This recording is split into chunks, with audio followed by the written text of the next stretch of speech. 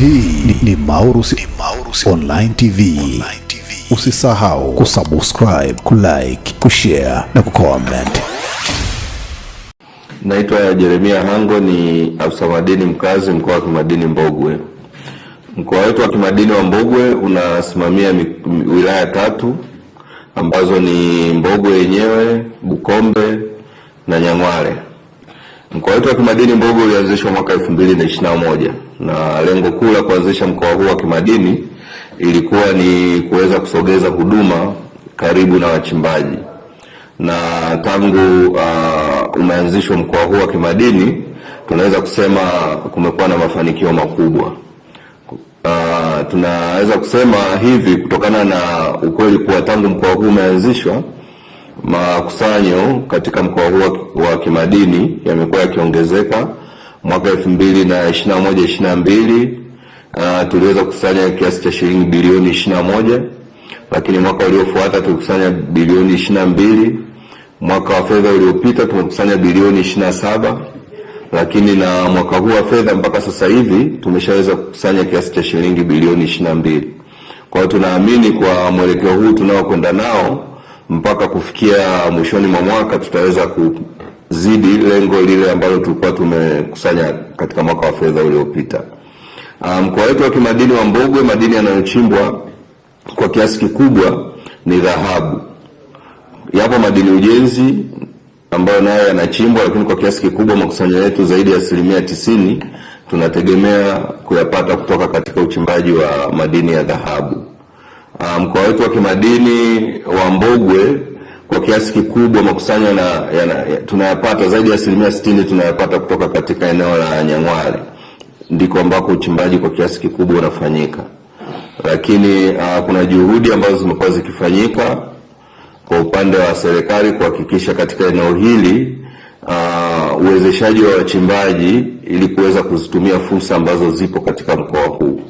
Tunazo fursa nyingi katika mkoa wetu wa kimadini kwa upande hasa wa uchimbaji, kwa maana kuna maeneo ambayo yanaaminika kuwa na dhahabu za kutosha, lakini uchimbaji bado haufanyiki kwa kiasi kikubwa. Sasa sisi kama ofisi kuna juhudi ambazo tumekuwa tukizifanya kuhakikisha kuwa fursa hizo zinaweza kutumiwa na wananchi. Mojawapo ni kutenga maeneo maalum kwa ajili ya wachimbaji wadogo. Katika mwaka huu wa fedha tumeweza kutenga maeneo kama 4. Kuna eneo la Nyamikonze tuliweza kulitenga na zaidi ya leseni 81 ziliweza kugawiwa kwa wachimbaji wadogo, lakini kuna eneo la Mwamakiliga na kwa leseni 27 ziliweza kutengwa. Kuna eneo la Bukombe na sasa hivi kuna eneo la Kigosi ambalo zaidi ya leseni 4000 zimeweza kutengwa na zoezi la ugawaji linaendelea kwa sasa hivi. Kwa hiyo eneo letu, mkoa wetu wa kimadini una fursa nyingi ambazo tunaamini zikitumiwa tunaweza kukusanya kwa kiwango kikubwa kuliko ambavyo tunakusanya sasa hivi. Kwa hiyo vile vile nitumie nafasi hii kuwakumbusha wale wamiliki wa leseni wote ambao wameshikilia leseni katika maeneo yetu ya mkoa wa kimadini Mbogwe hawazifanyii kazi. Kuna leseni za PL nyingi katika eneo hili ambapo ukienda site unakuta watu ambao wako active kule wakifanya utafiti ni wachache sana. Lakini tuna leseni za uchimbaji wa kati, mining license 3, lakini zote hazifanyiwi uzalishaji.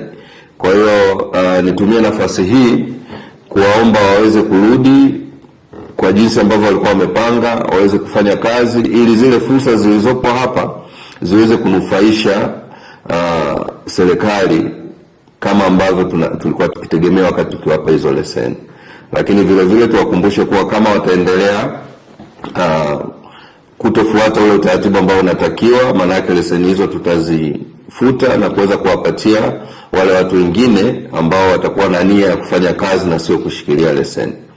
Asante kwa kutazama Maurusi Online TV.